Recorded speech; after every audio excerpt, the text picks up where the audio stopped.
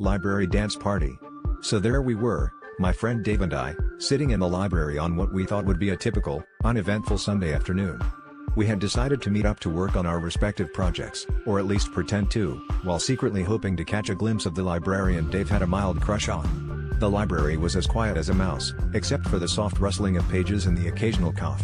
We were in the zone when we noticed a tiny pair of sneakers clumsily shuffling across the floor, the distinct sound of Velcro peeling off echoing through the silence. It was a toddler, barely 3 feet tall, who seemed to have escaped from the children's section. The little tyke had a look of determination as he sauntered over to the center of the room, suddenly pausing as if struck by inspiration. Without warning, he began to dance with the enthusiasm and precision of a wind-up toy that had just been fully cranked. His moves were a bizarre mix of what I can only describe as interpretive breakdancing, with flailing arms and random spins. It wasn't long before his antics caught the attention of everyone in the library, including the librarian Dave had been trying not to stare at too obviously.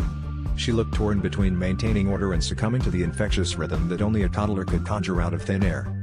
In a twist of fate, or perhaps the librarian's secret love for dance, the adults in the library, one by one, started joining in. At first, it was just a few awkward foot taps, but soon enough, even the most serious patrons were busting moves reminiscent of a 1980s aerobics video.